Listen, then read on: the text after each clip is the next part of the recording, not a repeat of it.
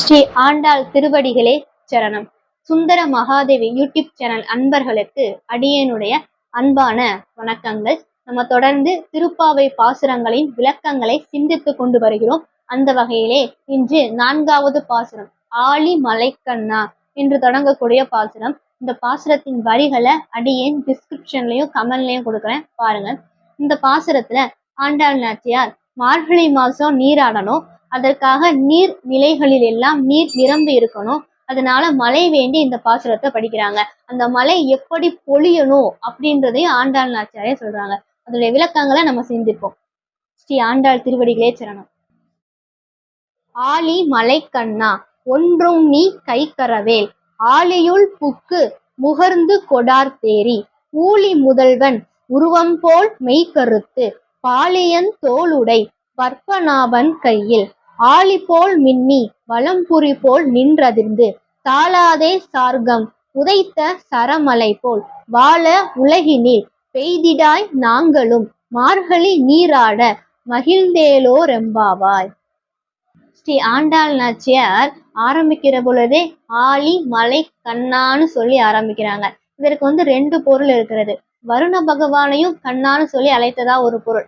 ஏன்னா நம்ம ஒரு குழந்தைய கூப்பிடுற பொழுது கண்ணா ராஜா அப்படித்தானே கூப்பிடுவோம். அதனால வருண பகவானையும் கண்ணான்னு சொல்லி அழைத்ததா ஒரு பொருள்.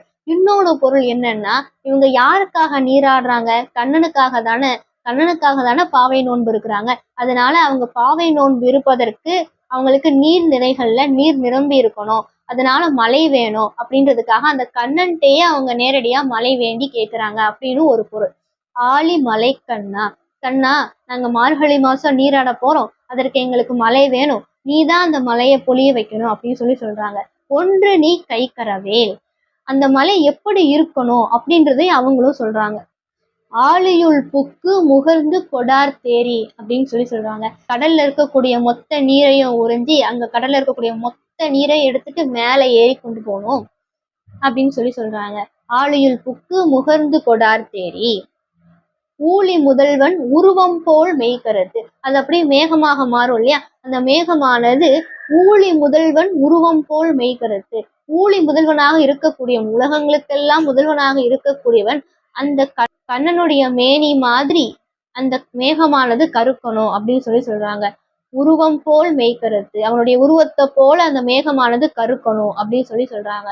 ஊழி முதல்வன் உருவம் போல் மெய்கருத்து, பாலியன் தோளுடை பற்பநாபன் கையில், ஆழி போல் மின்னி அப்படின்னு சொல்றாங்க. ஏன்னா மழை வரப்போகுது அப்படின்னா அப்போ மின்னல் வெட்டும் இல்லையா, அந்த மின்னலானது பத்மநாபன் கையிலே இருக்கக்கூடிய சக்கரத்தை போல பிரகாசிக்கணும் அப்படின்னு சொல்றாங்க.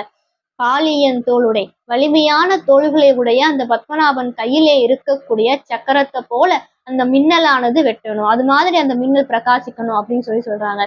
பாலியன் தோளுடை பற்பநாபன் கையில், ஆழி போல் மின்னி வலம்புரி போல் நின்று அதிர்ந்து அப்படின்னு சொல்றாங்க. அப்போ இடி சத்தம் கேட்கும் இல்லையா, அந்த இடி சத்தமானது அவர் கையிலே வைத்திருக்கக்கூடிய வலம்புரி சங்கு, அதுல இருந்து வரக்கூடிய ஒளி அது எவ்வளவு அதிர்வை ஏற்படுத்துமோ அது மாதிரி அந்த இடி சத்தம் இருக்கணும் அப்படின்னு சொல்றாங்க. வலம்புரி போல் நின்று அதிர்ந்து, தாளாதே சார்கம் உதைத்த சரமலை போல் அப்படின்னு சொல்றாங்க. அவருக்கு வெற்றியை மட்டுமே ஈட்டி தரக்கூடிய அந்த வில்லிலிருந்து பெறப்படக்கூடிய அம்பு மாதிரி மழை பொழியணும் அப்படின்னு இந்த பாட்டுல சொல்றாங்க. ஆக இந்த பாசுரத்துல மழை பொழியணும், அந்த மழையானது எப்படி பொழியணும், எந்த மாதிரி பொழியணும் அப்படின்றதையுமே அவங்களே சொல்றாங்க.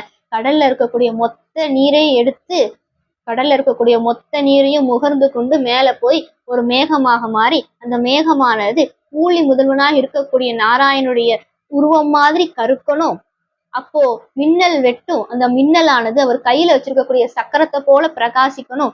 அப்போ இடி சத்தம் கேட்கும், அந்த இடி சத்தமானது அவர் கையில இருக்கக்கூடிய வலம்புரி சங்கு, அதுல இருந்து ஒளி எழுப்புனா அது எவ்வளவு சத்தத்தை ஏற்படுத்துமோ அந்த சத்தம் மாதிரி இடி சத்தம் இருக்கணும். அப்போ பொழியக்கூடிய மழையானது அவர் கையிலே வைத்திருக்கக்கூடிய வில், அதுல இருந்து பெறப்படக்கூடிய அம்பு மாதிரி மழை பொழியணும் அப்படின்னு சொல்றாங்க. வாழ உலகினில் பெய்திடாய் நாங்களும் மார்கழி நீராட மகிழ்ந்தேலோ ரெம்பாவாய் அப்படின்னு சொல்றாங்க. எல்லோரும் வாழும்படியாக அந்த மழை பொழியணும், நாங்களும் மகிழ்ச்சியாக மார்கழி நீராடணும். அதனால அந்த மழையானது எல்லோரும் வாழும்படியாக அது பெய்ய வேண்டும் அப்படின்னு சொல்லி இந்த பாசுரத்துல ஆண்டாள் நாச்சியார் ரொம்ப அருமையாக சொல்லியிருக்கிறாங்க. ஸ்ரீ ஆண்டாள் திருவடிகளே சரணம். தொடர்ந்து இது போன்று திருப்பாவை பாசுரங்களின் விளக்கங்களை காண சுந்தர மகாதேவி யூடியூப் சேனலை சப்ஸ்கிரைப் பண்ணிக்கோங்க. உங்க நண்பர்களுக்கு ஷேர் பண்ணுங்க, லைக் அண்ட் கமெண்ட் பண்ணுங்க. நன்றி. ஸ்ரீ ஆண்டாள் திருவடிகளே சரணம்.